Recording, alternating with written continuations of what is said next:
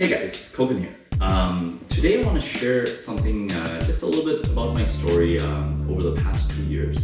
I've been working full-time as a real estate agent, and I just want to share a little bit about my story. So back in October 20th of 2017, I made the crazy decision to quit my full-time job at a bank, nice salary job, and decided to take the plunge into being a real estate agent.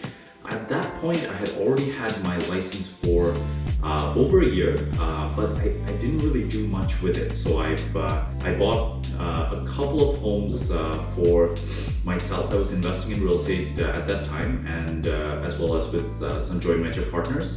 But that was all the experience I had to that point. About 5 to 6 months prior to quitting my job, maybe a little bit more than that, I started to help other successful real estate agents who were actively doing deals with their clients. So I'd be doing some showings for them. I'd take them through an inspection. I'd do some of the stuff that they didn't have time to do. If they had more clients than they had time to work with, I would be helping them out, and they'd just pay me like $50 to do a showing or something like that. But I got the experience that I really wanted out of that, right? So that's how I got my start. I was doing that consistently for a couple of months, and then I made the decision, you know what, I wasn't really making much more progress in my work at that point. So I decided to take the leap of faith, quit the job, and go full-time into real estate. So I just want to share the results over the last, now it's been 2 years and 1 month. I just look back today at all the deals that I've done and I've helped my clients with. So in total, I've actually worked with 29 individual clients. So 29 people who've either bought or sold a property. Most of them, the majority of them, have been real estate investors, and that's sort of what I focused on, because going into this line of work, I already had the experience of owning rental property. So when I spoke to an investor or someone who wanted to be an investor, it was a much easier conversation because I already understood what they were looking for. And there was somewhat of a connection because I could point them to what I recommend as well as what I would avoid. So it really helps in those conversations, especially when I was getting started. I had no experience or very little experience. So in being a realtor, I could at least connect it back to, I've been an investor for the last 4 years prior to becoming a real estate agent. So at least I had those experiences I could share to build trust and credibility, which is a big part of sales. So 29 different people, and in total, I calculated that I've done 47 deals as of this month. So 47 deals in total. The majority have been, like, again, investors buying rental properties. And it's interesting, quite a few of the deals I've been doing more recently in the last 6 months have been clients who purchased maybe their first property in the first year of me being an agent, buying their second property, buying their third property. I have one client who's now on his fifth property in the 2 years I've been working with them. So that's one of the benefits of working with real estate investors. Once they get going, especially if they have the capital to invest into multiple properties and you build that relationship, it can really compound. And if you have, say, 10 clients who can buy up to 5 properties each, that's in a sense, you could build your entire business around that, though it's quite difficult, right? You can see I have 29 clients and one client that has bought up to 5 properties. So anyways, 47 deals, and the commissions that I've been able to make as a real estate agent. So I calculated, since I got started, all the 47 deals, how much did I make in my pocket before taxes. So after paying brokerage fees and after paying referral fees. Quite a few of the clients that I started taking on, especially in the first year, were referral clients. So I would get a client from an agent who was either too busy or didn't have the bandwidth to service that client and wanted me to take them on. But many times I'd have to give up to 50-60% of the commission to them in order to receive the client. Now, some of you may think that that's crazy, especially if you're already a real estate agent, to give up more than half of the commission you make to the person giving you the referral. But you got to think about it strategically, right? When I got started, I had 0 clients who I knew were going to buy with me. So it wasn't as if I had like a list of 20 people that I knew trusted me and would buy with me as soon as I quit my full-time job. No, I had 0. So I had to scratch and do whatever I could to get each and every deal that I did as soon as I became full-time.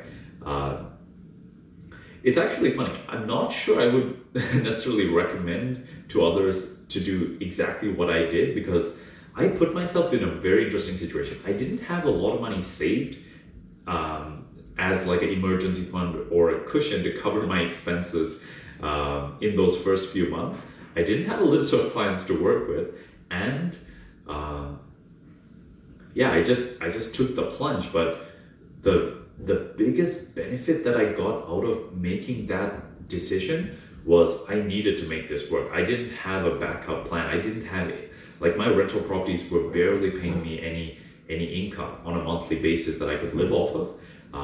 So I really needed to make this work. Otherwise, I'd have to go back and get another job, and I didn't want to do that. So it really put this laser focus that I had to, learn whatever I could, work with whoever I could, and just figure it out. And that really helped me, especially get started. Yeah, over the last 2 years, I've been able to make a total income of $231,794 in total commissions that I've received. I think the total commissions that were created from the clients I worked with would be closer to 400,000, maybe three to 400,000, somewhere in that range. But many of the clients that I worked with, I had to do a 50-50 split in order to get those going. But that's part of getting started, and I don't regret it at all. I think it really actually helped me, especially in the beginning, to get started, to have clients to work with, to build up my credibility, build up my experience. And now I'm enjoying some of the fruits of those labors, where quite a few of the people that I worked with initially are referring other people, and my client base is starting to grow. So just wanted to share that. Now, the reason I want to share this is not necessarily to brag. I just want to show that it is possible, especially when you look at my situation. I'm 24 years old currently, so I was 22 or just turned 23 when I just turned 22 when I quit my full-time job.